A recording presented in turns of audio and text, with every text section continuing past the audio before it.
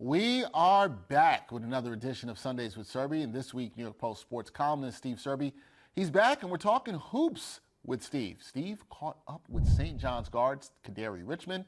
Now, let's catch up with Steve. Steve, how's it going? Everything's great, Dex. How are things with you? Things are good. Things are good. Can't complain. Glad to be back here with you again. We both have. Yeah, you missed me last week. I had Reggie Jackson as the Sunday Q&A. I know, man. Missed that one. Sitting by my phone waiting for you to text me, and it never showed up. Wow. You put it out there to the people that I just didn't reach out to Steve. I actually didn't reach out to Steve. So I own that one. I own that one. However, we are well. We're looking good. You got the blazer and the hoodie combo going on. We both do here, so I like your style, sir. Looking good. I appreciate that. But we got to talk about your Q&A with Kadary. And Steve, Kadary mentioned how he's proud to represent the great borough of Brooklyn and how it shaped his journey. So what stood out to you about the influence of his upbringing on his resilience and his drive as a player? Well, he was very fortunate to have two parents who steered him in the right direction. A lot of distractions around him, but he fell in love with basketball at 6 years old. Gersh Park was his favorite playground park, but of course he played all over the city. But Brooklyn made him who he is today, just as Brooklyn made Dexter Henry who he is today. Dex, you grew up what part of Brooklyn? I grew up in the East Flatbush section of Brooklyn. That's well, I'm going to ask you. We haven't done a Q&A with you yet, but we will. How did Brooklyn shape your rise to fame and fortune? Oh, I don't know about either the fame or the fortune. Still waiting on the ladder to hit a bit better. But yeah, Brooklyn means a lot to me. I probably will agree with Kadary on that. It shaped me in a lot of ways. I just feel like I had a lot of great cultural experiences growing up. I grew up in the East Flatbush section, so I was around a lot of my people in terms of from Caribbean culture.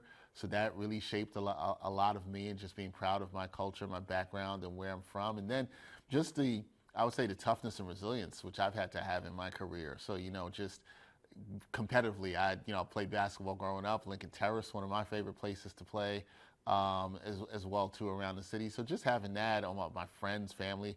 Brooklyn means a lot to me, a lot of love, and definitely shaped me to the man that I am in my career. Would not be where I am without the great borough of Brooklyn, for sure. The Brooklyn Chamber of Commerce will be very proud of you. I think they would. I think that was pretty well done. Maybe they could help with some of that fortune. That'd be great. Nobody ever called you Cooks, though, did they? You didn't go.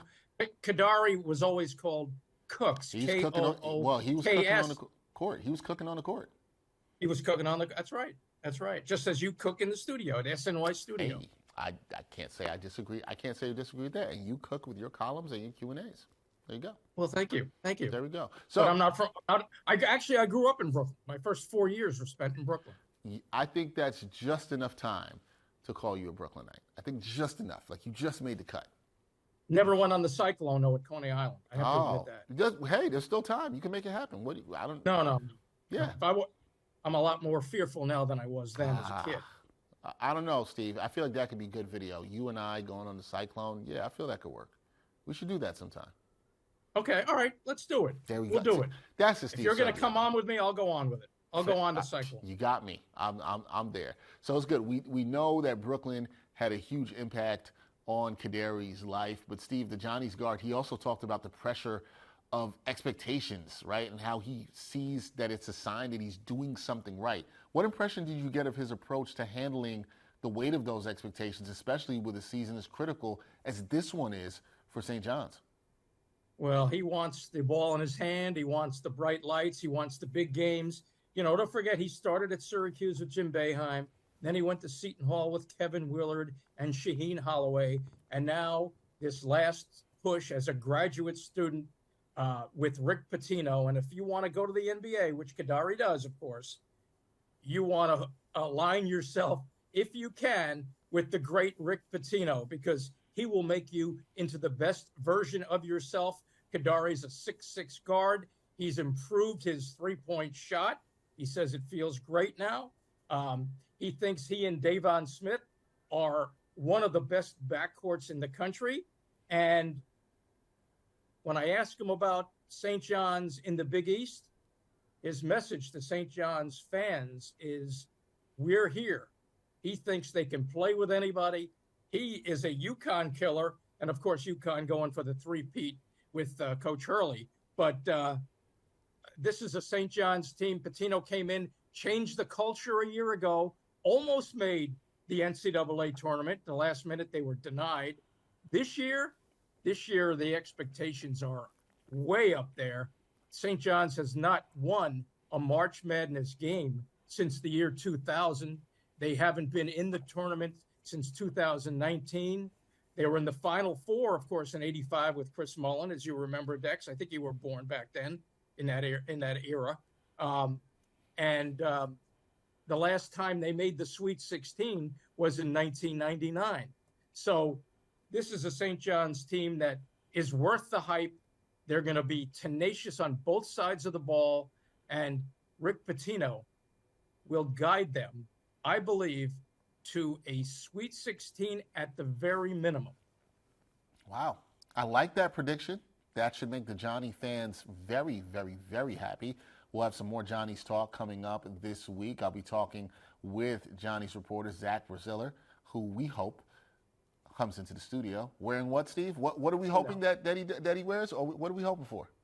Well, the white suit that I offered to buy him, and he won't even tell me his size. It's ridiculous. I have a feeling maybe he's coming to shock us all tomorrow and wear the white suit. No, there's no chance of that happening. Forget about it. It's just impossible. But I give Rick Pitino credit for dealing with Zach Braziller every day. He gets a Purple Heart for that alone. I think Rick's doing fine dealing with that. I hope. So. One last thing. Last thing about Pitino. Let's get away from Braziller as off if we can. If nothing changes, nothing changes. Pitino has said that over and over at various stops along his Hall of Fame career, and Kadary has adopted that mantra. If nothing changes, nothing changes. So a lot's going to change at St. John's this year. Well, Red Storm fans are definitely hoping for that. We will see what happens with the Red Storm as they embark upon their new season. In the meantime, check out Steve's Q&A with Kadary Richmond. It's a good one at nypost.com. That is the great Steve Serby, sports columnist for the New York Post, joining me every Sunday here on Sundays with Serby. Steve, appreciate the time. Thank you, sir. Anything for you, Dex. Anything for you.